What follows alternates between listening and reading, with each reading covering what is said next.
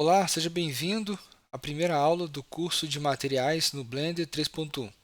Nessa aula eu vou te mostrar as diferenças entre um material feito com textura bitmap e um material feito com textura procedural.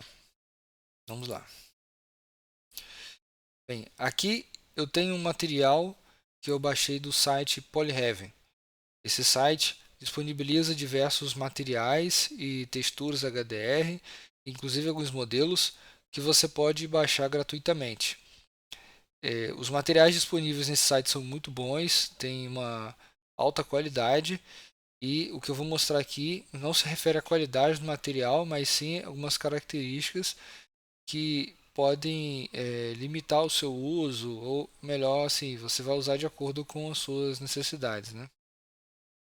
Vamos ver aqui.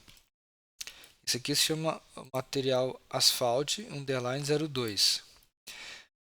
Veja que esse material ele é bem simples. Na verdade, é um formato padronizado. Quando a gente aprende a usar o Blender, a gente rapidamente descobre essa maneira de criar materiais, usando mapas conectados diretamente às características que a gente quer. Então, inclusive na próxima aula eu vou abordar melhor esse tema. Mas vamos ver aqui. Então, eu tenho aqui o Principal BSDF com material do Diffuse, uma textura de Roughness. Inclusive, eu vou abrir aqui do lado.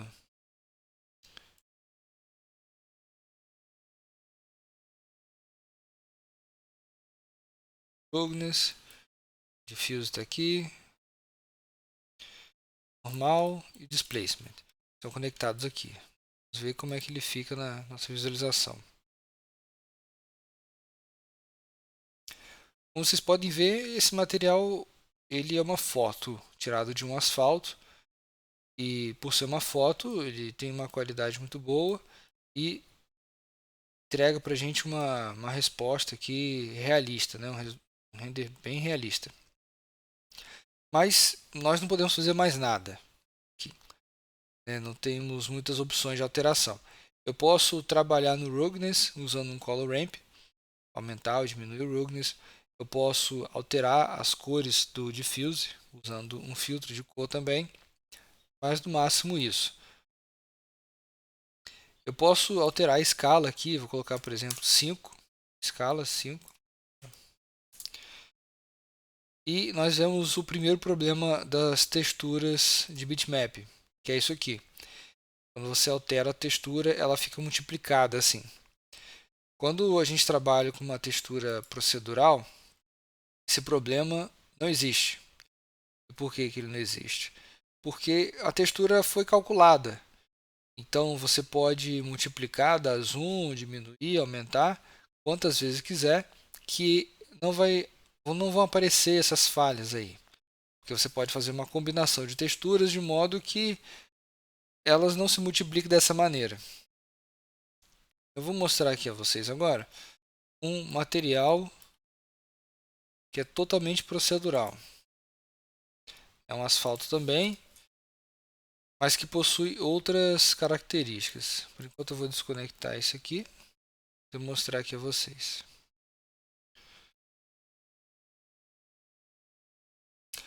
Aqui. Você vê que aqui eu tenho um asfalto também. Não é tão realista quanto a imagem anterior, mas a vantagem desse material é que ele é totalmente procedural, é totalmente calculado, né?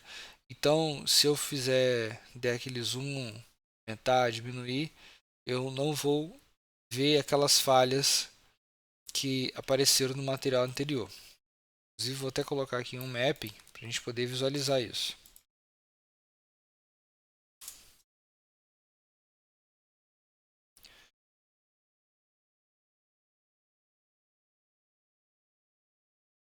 Vou colocar aqui a mesma escala que eu coloquei antes, 5. Ó, veja que não tem aquela repetição de material. Tem a repetição aqui da faixa, mas ela não se estendeu pela imagem. Aqui agora parece ser um asfalto muito maior apenas, mas não tem nenhuma falha ali que você identifique que ele foi multiplicado. Isso acontece justamente porque esse material está sendo calculado.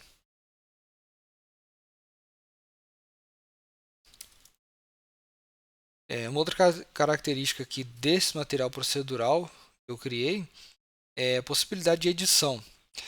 Essas faixas, elas são também totalmente calculadas. Então, eu disponibilizei aqui algumas opções para a gente calcular essas faixas. Então, eu tenho aqui uma opção de textura, de espessura, perdão. Por exemplo, vou colocar 8. Ela está em 6.5, vou colocar 8. Aumentei, aumento, diminuo a espessura.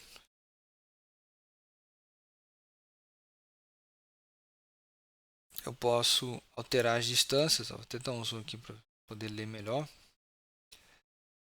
A distância entre essas faixas.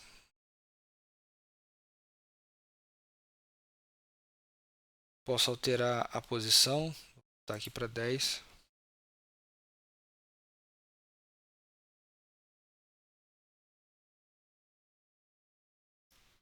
Tá vendo? E que eu coloquei um valor sugestivo, né? 50 está na metade. 0 ele vai para um extremo, a parte extrema da ponta esquerda. 100 ele vai para o lado direito ali, extremo. 50 fica aqui no meio. E aqui eu tenho distância entre as faixas. Posso diminuir a faixa, aumentar a faixa. Assim como eu posso também trabalhar o offset, ou seja, deslizar essa faixa para posicionar melhor.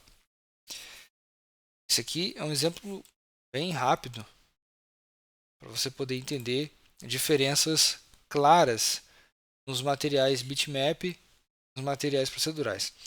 Veja que essa opção de alterar a textura eu não tenho. Eu estou trabalhando com uma imagem, essa opção não existe.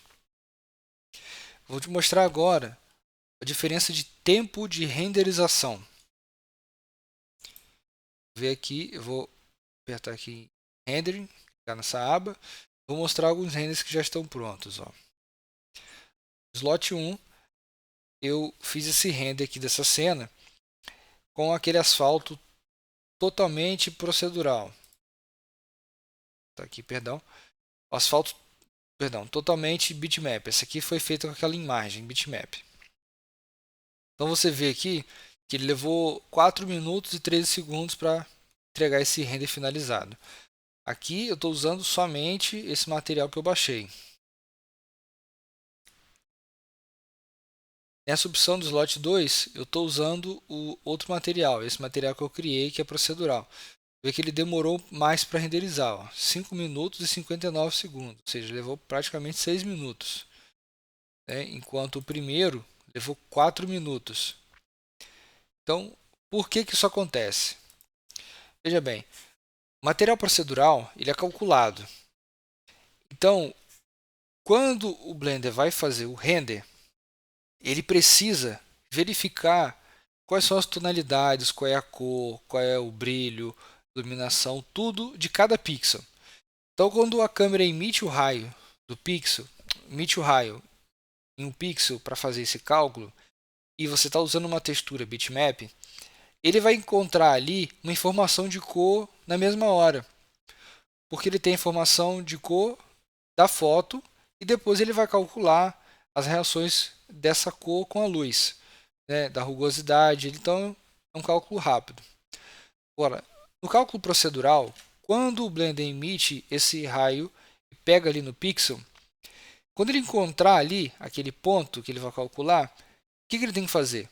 Ele tem que primeiro fazer o cálculo daquele material que eu coloquei lá, cálculos de multiplicação, de soma.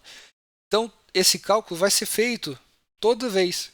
Toda vez ele vai repetir essa conta antes de fazer o cálculo que o render na textura bitmap já está fazendo mais rápido.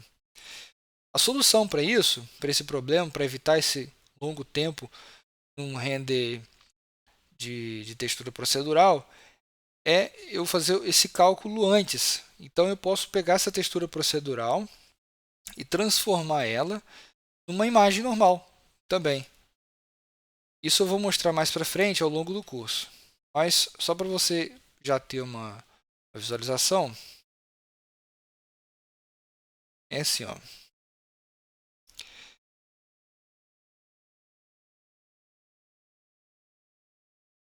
Aqui, Bake. Aqui no Blender eu tenho essa opção de Bake. E aqui no Bake eu consigo fazer esse cálculo, né, como se fosse um pré-render, e ele vai me gerar já o arquivo ali em bitmap da textura procedural que eu criei. Em alguns casos isso não é necessário, porque se eu estiver animando essa textura, talvez não valha a pena fazer esse cálculo. Mas eu posso fazer o bake da textura procedural, transformar ela numa imagem normal, usar como textura e não ter esse problema de multiplicação, de escala, eu consigo resolver isso tudo. E agora uma questão muito interessante é essa aqui. Então você viu que o render feito com uma imagem bitmap levou 4 minutos e essa imagem, esse render feito com uma textura procedural demorou mais, levou 2 minutos a mais. Agora veja que interessante, na minha textura procedural eu posso fazer isso aqui. Eu posso combinar essa textura com uma textura de bitmap. Isso mostra como que o Blender dá essa liberdade para a gente trabalhar os cálculos de diversas maneiras, né, de acordo com a nossa necessidade mesmo. Agora, observe que nesse caso, o tempo de render foi maior, levou 6 minutos. Mas, repito, eu não fiz o bake aqui dessa textura procedural. Se eu tivesse feito o bake da textura procedural e combinado, ele já feito, né, finalizado o bake, combinado esse bake com essa outra textura, esse tempo seria reduzido. Isso tudo demora um pouco, dá trabalho e, na verdade, o tempo que você vai levar para fazer esse tipo de textura vai depender do seu conhecimento, da experiência que você tem das ferramentas do Blender para calcular texturas. Então, essa foi a nossa segunda aula.